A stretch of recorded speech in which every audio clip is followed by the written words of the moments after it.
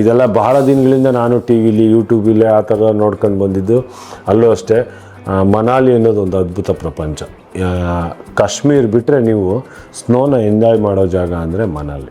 ನನ್ನ ಈ ಮೂಲ ಬೇಸಿಕ್ಸೇ ಇದು ಸರ್. ನಾವು ಯೂಶ್ವಲಿ ಏನಾಗುತ್ತೆ, ಪ್ರವಾಸ ಅಂತ ಹೊರಟಾಗ ಇಷ್ಟು ದುಡ್ಡು ಪ್ಯಾಕೇಜಿಗೆ ಕೊಟ್ಟ ಮೇಲೆ ನಮ್ಮ ಖರ್ಚು ಅಂತ ಎಕ್ಸ್ಟ್ರಾ ತೊಗೊಳೋದಿರುತ್ತೆ. ಅದು ನಮ್ಮ ಕಂಪ್ನಿಯಿಂದ ಇರಬಾರ್ದು. ಅಸ್ಸಾಂ ಹೊರಟು ಇವತ್ತಿನ ಟ್ರೆಂಡ್ ಅಂದರೆ ಕಾಮಾಖ್ಯ ಟೆಂಪಲ್ ಅನ್ನೋದು ಜಾಸ್ತಿ ಜನಗಳಲ್ಲಿ ಪ್ರಚಲಿತಕ್ಕೆ ಬಂದಿದೆ. ಅಲ್ಲಿಗೆ ಹೋಗಿ ಬಂದರೆ ಒಳ್ಳೆಯದಾಗುತ್ತೆ ಹಾಗೆ ಹೀಗೆ ಅಂತ. ಸೊ ಅಲ್ಲಿ ಹೋಗಿ ಅದನ್ನೆಲ್ಲ ನಾನು ಫಸ್ಟು ಆ ದರ್ಶನದ್ದೆಲ್ಲ ನಾನೇ ಸ್ವತಃ ಅನುಭವಿಸಿ ನನಗೂ ಒಂಥರ ನಾನು ಯೂಶ್ವಲಿ ಇಂಥದ್ದು ನಂಬಲ್ಲ. ಯಾಕೆಂದರೆ ನಾನು ಮಾಡೋ ಕೆಲಸದಲ್ಲೇ ದೇವರು ಅಂತ ನಂಬಿಕೊಂಡು ನಡೀತಾ ಇರೋನು ನಾನು ನಂಬಲ್ಲ. ಆದರೆ ಅದ್ಭುತವಾದ ಜಾಗ ಸರ್ ಅಲ್ಲಿ.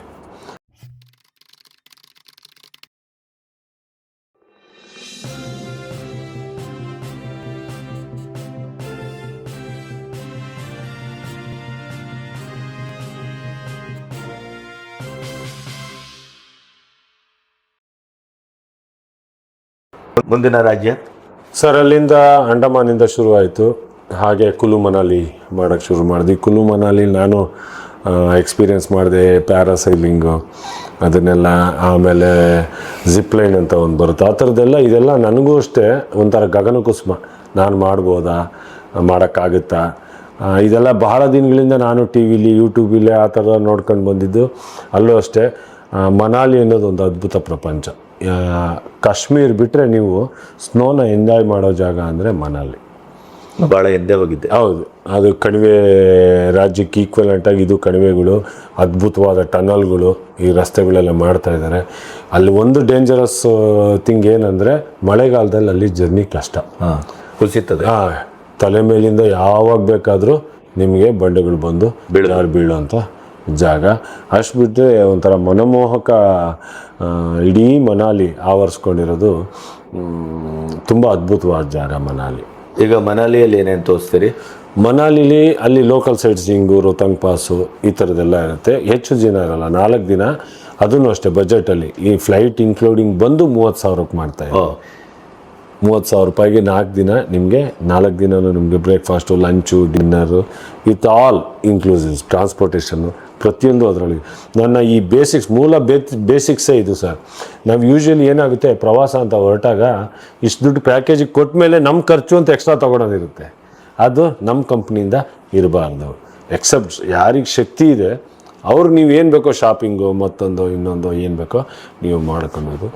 ಯಾವುದೇ ರೀತಿಯ ರೂಮ್ ಕ್ಯಾಟಗರಿ ಇರ್ಬೋದು, ಹೋಟೆಲ್ ರೆಸ್ಟೋರೆಂಟ್ಸ್ ಇರ್ಬೋದು, ಯಾವುದ್ರಲ್ಲೂ ನಿಮಗೆ ನಿಮಗೆ 5 ಸ್ಟಾರ್ ರೇಟಿಂಗಲ್ಲಿರುತ್ತೆ ಅದೇ ನಿಮಗೆ ನನ್ನ ಈ ಅತ್ಯಂತ ಕಡಿಮೆ ದರದಲ್ಲೂ ಇದ್ದೇ ಇರುತ್ತೆ. ಸೊ ಹಾಗಾಗಿ ಇದನ್ನೇನು ಈ ಬೂತನ್ನು ಮಾಡಿ ತೋರಿಸ್ತಾಯಿದ್ರು ಪ್ರವಾಸೋದ್ಯಮನ. ಇದರಲ್ಲಿ ಹಲವಾರು ಬೆದರಿಕೆಗಳು ಬಂತು ನನಗೆ ಸುಮಾರು ಸರಿ. ಅದು ಮುಂದೆ ನಾನು ನಿಮಗೆ ವಿವರಿಸ್ತಾ ಹೋಗ್ತೀನಿ. ವಿತ್ ಸಾಕ್ಷಿ ಸಮೇತನೂ ನಾನು ಕೊಡಬಲ್ಲೆ. ಆ ಪೊಲೀಸ್ ಸ್ಟೇಷನಿಂದ ಈ ಪೊಲೀಸ್ ಸ್ಟೇಷನಿಂದ ನಂಬರ್ ಇವಾಗಲೂ ಇಟ್ಕೊಂಡಿದ್ದೀನಿ ನಾನು. ಸೊ ಅದನ್ನು ನಾನು ಮುಂದೆ ಹೇಳ್ತೀನಿ. ಇದು ಮನಾಲಿ ಆಯಿತು. ಆಮೇಲೆ ಅದರ ನಂತರ ಹೊರಟಿದ್ದೆ ನಾನು. ಈಗಿನ ಜನಗಳ ಮನೋಭಾವನೆ ದೇವಸ್ಥಾನಗಳ ಕಡೆ ಜಾಸ್ತಿ ಆಕರ್ಷಣೆ. ಸೊ ಅದಕ್ಕೇನು ಮಾಡಿದೆ ನಾನು, ಈ 3 ಸಿಸ್ಟರ್ಸು 7 ಸಿಸ್ಟರ್ಸು ಅಂತ ನಾನು ಅಲ್ಲಿ ಇಲ್ಲಿ ನಾರ್ತ್ ಈಸ್ಟ್ ರಾಜ್ಯಗಳ ಬಗ್ಗೆ ಸೊ ನೋಡೋಣ ಅಂತ ಅಂದ್ಬಿಟ್ಟು ಅಸ್ಸಾಂ ಹೊರಟು ಇವತ್ತಿನ ಟ್ರೆಂಡ್ ಅಂದರೆ ಕಾಮಾಖ್ಯ ಟೆಂಪಲ್ ಅನ್ನೋದು ಜಾಸ್ತಿ ಜನಗಳಲ್ಲಿ ಪ್ರಚಲಿತಕ್ಕೆ ಬಂದಿದೆ. ಅಲ್ಲಿಗೆ ಹೋಗಿ ಬಂದರೆ ಒಳ್ಳೆಯದಾಗುತ್ತೆ ಹಾಗೆ ಹೀಗೆ ಅಂತ. ಸೊ ಅಲ್ಲಿ ಹೋಗಿ ಅದನ್ನೆಲ್ಲ ನಾನು ಫಸ್ಟು ಆ ದರ್ಶನದ್ದೆಲ್ಲ ನಾನೇ ಸ್ವತಃ ಅನುಭವಿಸಿ ನನಗೂ ಒಂಥರ ನಾನು ಯೂಶ್ವಲಿ ಇಂಥದ್ದು ನಂಬಲ್ಲ. ಯಾಕೆಂದರೆ ನಾನು ಮಾಡೋ ಕೆಲಸದಲ್ಲೇ ದೇವರು ಅಂತ ನಂಬಿಕೊಂಡು ನಡೀತಾ ಇರೋನು ನಾನು ನಂಬಲ್ಲ. ಆದರೆ ಅದ್ಭುತವಾದ ಜಾಗ ಸರ್ ಅಲ್ಲಿ. ಅದು ಇರೋದು ಚಿಕ್ಕ ಪ್ರದೇಶ, ಬೆಟ್ಟದ ಮೇಲೆ ಇರುತ್ತೆ ಸರ್. ಜನ ಅಂದರೆ ಅಷ್ಟು ಜನ. ನನಗನ್ನಿಸ್ತು ಈ ಥರದ್ದು ಇಲ್ಲ ಅಂತಂದರೆ, ಒಂದು ಶಕ್ತಿ ಇಲ್ಲ ಅಂದರೆ ಈ ರೀತಿ ಜನಸಾಗರ ಬರೋಕ್ಕೆ ಅಲ್ಲ, ನಿರಂತರ ಬರಲಿಕ್ಕೆ ಹೌದು. ಸುಮಾರು ರಾತ್ರಿ 1 ಗಂಟೆಗೆ ಬಂದು ಕ್ಯೂ ನಿಂತಿರ್ತಾರೆ. ಅವರಿಗೆ ಸಂಜೆವರೆಗೂ ಕೆಲವರಿಗೆ ದರ್ಶನಗಳಾಗಲ್ಲ. ಈ ಸರಿ ಮೊದಲನೇ ಗ್ರೂಪ್ ಕರ್ಕೊಂಡೋಗಿ ಅರ್ಧ ಗಂಟೆಗೆ ದರ್ಶನ ಮಾಡಿಸ್ಕೊಂಡು ನೀವು ಅದು VIP ಅಂತ ಒಂದು ಪಾಸ್ ಬರುತ್ತೆ. ಆ ಪಾಸ್ನ ಮುಖಾಂತರ ಅರ್ಧ ಗಂಟೆಗೆ ಜರ್ನಿ ಮುಗಿಸ್ಕೊಂಡು ಇದನ್ನು ನಾನು ಬಡ್ಜೆಟಲ್ಲಿ ಮಾಡ್ತಾಯಿದ್ದೀನಿ. 2 ದಿನಗಳ ಪ್ರವಾಸ ಇರುತ್ತೆ. ಆ 2 ದಿನದಲ್ಲಿ ಗುವಾಹಟಿ ಅಸ್ಸಾಂನ ಕ್ಯಾಪಿಟಲ್ ಗುವಾಹಟಿ, ಅಲ್ಲಿ ಇಳಿಸಿ ಏನು ಮಾಡ್ತೀನಿ ನಾನು, ಈ ದೇವರ ದರ್ಶನ ಮಾಡಿಸಿ ಅಲ್ಲೇ ಉಮಾನಂದ ಟೆಂಪಲ್ ಅಂತ ಬರುತ್ತೆ, ನವಗ್ರಹ ದೇವಸ್ಥಾನ ಬರುತ್ತೆ, ಹಾಗೆ ಬಾಲಾಜಿ ಟೆಂಪಲ್ ಅಂತ ಬರುತ್ತೆ. ಇದಿಷ್ಟು ದರ್ಶನ ಮಾಡಿಸ್ಕೊಂಡು 25,000 ರೂಪಾಯಿಗಳಲ್ಲಿ ಈ ಪ್ಯಾಕೇಜ್ ಮಾಡಿದ್ದೀನಿ. ಇಲ್ಲಿಂದ ಹೋಗಿ ಬರೋದು 2 ದಿನದಲ್ಲಿ? 2 ದಿನದಲ್ಲಿ. ಇವತ್ತು ಬೆಳಗ್ಗೆ ಫ್ಲೈಟಲ್ಲಿ ಕರ್ಕೊಂಡು ಹೋಗ್ತೀನಿ. ಹೋಗ್ತಿದ್ದಂಗೆ ಸ್ವಲ್ಪ ಹೊತ್ತು ರೆಸ್ಟ್ ಕೊಟ್ಟು ಫ್ರೆಶ್ ಅಪ್ ಆಗಿ ದೇವ್ರ ದರ್ಶನ ಕರ್ಕೊಂಡು ಹೋಗ್ತೀನಿ. ದೇವ್ರ ದರ್ಶನ ಮುಗಿಸಿ ವಾಪಸ್ಸು ರೂಮಿಗೆ ಕರ್ಕೊಂಬಂದ್ಬಿಟ್ಟು ಮಾರನೇ ದಿನ ಬೆಳಗ್ಗೆ ಹೊರಟು ನಾವು ಈ ಪ್ರೇಕ್ಷಣೀಯ ಸ್ಥಳಗಳನ್ನೆಲ್ಲ ಮುಗಿಸಿ ರಾತ್ರಿ ಊಟನೂ ಸಮಯ ಪ್ಯಾಕೆಟ್ ಫುಡ್ ಕೊಡಿಸಿ ರಿಟರ್ನ್ 11 ಗಂಟೆ ಆಗುತ್ತೆ ನಾನು ಬೆಂಗಳೂರಿಗೆ ವಾಪಸ್ ಕರ್ಕೊಂಬರೋಕೆ. ಈ ಥರ ಕಾಮಾಖ್ಯದಾಯಿತು. ಅಲ್ಲಿಂದ ಮುಂದಕ್ಕೆ ನಮಗೆ ಈಶಾನ್ಯ ರಾಜ್ಯಗಳ ಬಾಗಿಲಿದು ಗುವಾಹಟಿ. ಅಲ್ಲಿಂದ ಶುರುವಾಗೋದೇ ಅದ್ಭುತವಾದ ಸ್ವರ್ಗ. ನೀವು ಹೋಗ್ತಾ ಮೊದಲನೇದಾಗಿ ಮೇಘಾಲಯ ಸಿಗುತ್ತೆ. ಆ ಮೇಘಾಲಯ ಆ ಝರಿಗಳು, ಆ 7 ಸಿಸ್ಟರ್ಸ್ ಅಂತ ಒಂದು ಫಾಲ್ ಸಿಗುತ್ತೆ ಚಿರಾಪುಂಜಲ್ಲಿ, ಆಮೇಲೆ ಡೌಕಿಸ್ ಅಂತ ಅಂದ್ಬಿಟ್ಟು ಒಂದು ಬಾಂಗ್ಲಾ ಬಾರ್ಡ್ರಲ್ಲಿ. ಸರ್ 2 ಕಣ್ಣು ಸಾಲಲ್ಲ ಆ ದೃಶ್ಯಗಳನ್ನು ನೋಡಿಕೊಂಡು. ಹೌದು, ಮೇಘಾಲಯದಲ್ಲಿ ಈ ಥರದ್ದೆಲ್ಲ ಅಲ್ಲಿ ಪ್ರವಾಸ ಸಿಗುತ್ತೆ. ಸೊ ನಾನು ಇದು ಮತ್ತು ಅದ್ರ ಜೊತೆಗೆ ಮತ್ತೆ ನಾವು ಅಸ್ಸಾಂ ಎಂಟ್ರಿ ಆಗ್ತೀವಿ. ಅಸ್ಸಾಮಲ್ಲಿ ಎಲ್ಲಿ ಎಂಟ್ರಿ ಆಗ್ತೀವಿ ಅಂದರೆ ಕಾಜಿರಂಗ ಮೃಗಾಲಯ, ಅದರಲ್ಲಿ ಒಂದು ಸಫಾರಿ ಇರುತ್ತೆ. ಇದಿಷ್ಟನ್ನು ಸೇರಿಸಿ ನಾನು 2 ಸಿಸ್ಟರ್ಸ್ ಇದೆರಡು ಸೇರಿಸಿ 7 ದಿನಗಳ ಪ್ರವಾಸನ ನಾನು 60,000 ರೂಪಾಯಿ ಮಾಡಿದ್ದೀನಿ.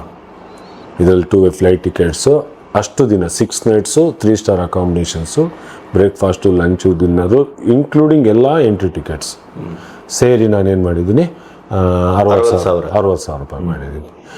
ಲ್ಯಾಂಡ್ ಪ್ಯಾಕೇಜ್ ಅದರಲ್ಲಿ ಬಂದು 40,000 ಮಾಡಿದ್ದೀನಿ. 7 ಸಿಸ್ಟರ್ಸ್ ಫಾರ್ ಓನ್ಲಿ 60,000? ಇಲ್ಲ, ಇದು 2 ಸಿಸ್ಟರ್ ಇದೆ. ಇದ್ರ ಜೊತೆ ಇನ್ನೊಂದು 3 ಸಿಸ್ಟರ್ಸ್ ಸೇರಿದಾಗ ನಿಮ್ಗೆ ಅರುಣಾಚಲ್ ಸೇರುತ್ತೆ. ಚೈನಾ ಬಾರ್ಡರ್ ಕರ್ಕೊಂಡು ಹೋಗ್ತೀವಿ.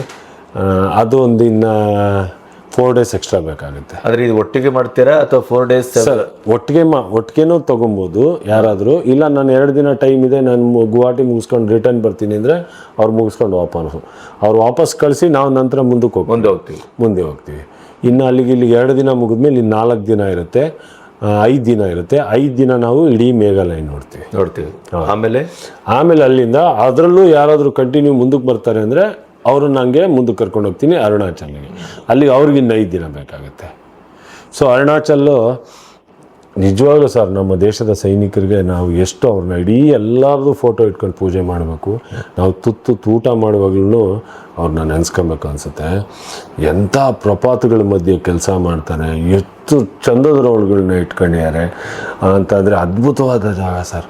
ಅಲ್ಲಿ ಲೋಕಲನ್ನೇ ಕರ್ಕೊಂಡು ಆ ಮಿಲ್ಟ್ರಿ ವಾಹನಗಳಲ್ಲೇ ಅವ್ರನ್ನ ಕರ್ಕೊಂಡೋಗಿ ಕೆಲಸ ಮಾಡಿಸ್ತಾ ಒಂದು ಸಣ್ಣ ಕಲ್ಲು ಬಿದ್ದಿದ್ರು ಹುಡ್ಕೊಂಬಂದು ಎತ್ತಿಸ್ತಾರೆ ಸರ್ ರೋಡಲ್ಲಿ ಒಂದು ಸಣ್ಣ. ಅಲ್ಲಿ ಯಾಕೆಂದರೆ ಇಡೀ ಜಾಗನೇ ನಿಮಗೆ ಆಕ್ಸಿಜನ್ ಲೆವೆಲ್ ಕಡಿಮೆ ಇರುತ್ತೆ, ತುಂಬ ಕಠಿಣ ಸರ್. ನಮಗೇನು ಅಂದರೆ ಒಂದು 7-8 ದಿನ ಪ್ರವಾಸ ಮಾಡಿಕೊಂಡು ವಾಪಸ್ ಬರೋಕ್ಕಷ್ಟೇ ಯೋಗ್ಯ ಅದು. ಉಳಿಲಿಕ್ಕಲ್ಲ ಅಲ್ಲ, ಅಲ್ಲಿ ಜೀವನ ನಿಜವಾಗ್ಲೂ ನೆನೆಸ್ಕೊಂಡ್ರೆ ತುಂಬ ಕಠಿಣ. ಅವ್ರಿಗೇನಂದರೆ ಪ್ರಕೃತಿ ನಮ್ಗೆ ಹೆಂಗೆ ಸೌಂದರ್ಯ ಸವಿಬೇಕು ಅಂತ ನಮ್ಗಂತ ಇರ್ತೀವಿ, ಅವ್ರಿಗೆ ಅಲ್ಲಿ ಶಾಪ. ಅದೇ ಏನು ಒಂದು ಕೊತ್ತಂಬರಿ ಸೊಪ್ಪು ಬೆಳೆಯೋಕ್ಕಾಗಲ್ಲ ಅಲ್ಲಿ. ಅಷ್ಟು ಕಷ್ಟ, ಹಿಮನೂ ಜಾಸ್ತಿ, ಚಳಿನೂ ಜಾಸ್ತಿ. ಸೊ ಆಮೇಲೆ ಇನ್ನೊಂದು ಏನಂದರೆ ಅತ್ಯಂತ ಕಡಿಮೆ ದರದ ಆಲ್ಕೋಹಾಲ್ ಅಲ್ಲಿ ಸಿಕ್ಕುತ್ತೆ, ಅರುಣಾಚಲಲ್ಲಿ ಸಿಕ್ಕುತ್ತೆ.